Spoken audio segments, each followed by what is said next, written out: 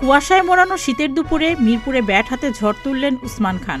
Bangladesh premier লিগের চলতি আসরের শুরু থেকেই ব্যাটারদের আধিপত্য লক্ষ্য করা গেছে। শুরুর ৬ ম্যাচে অনেক ব্যাটারি দুর্দান্ত সব ইনিংস খেললেও সেঞ্চুরির দেখা পাননি কেউই। এবারের বিপিএলের আসরের সপ্তম ম্যাচে চট্টগ্রাম কিংসের ব্যাটার উসমান খানের হাত ধরে প্রথম সেঞ্চুরির দেখা পেল বিপিএল। দুর্বার রাজশাহীর বোলারদের তুলোধুনো করে সেঞ্চুরি করেন তিনি।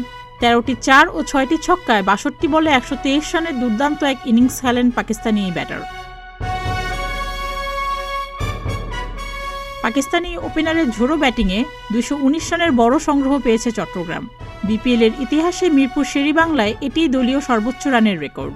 এর আগে ২০২০ সালের বিপিএলে মিরপুরে ২১৮ রানের রেকর্ড সংগ্রহ ছিল খুলনার। ১৮.১ ওভারে এসে তাসকিন আহমেদের বলে আউট হন উসমান খান। বিপিএলে এটি উসমান খানের দ্বিতীয় সেঞ্চুরি। ২০২৩ সালের বিপিএলে চট্টগ্রাম চ্যালেঞ্জার্সের হয়ে খুলনা টাইগার্সের বিপক্ষে সেঞ্চুরি হাঁকিয়েছিলেন তিনি।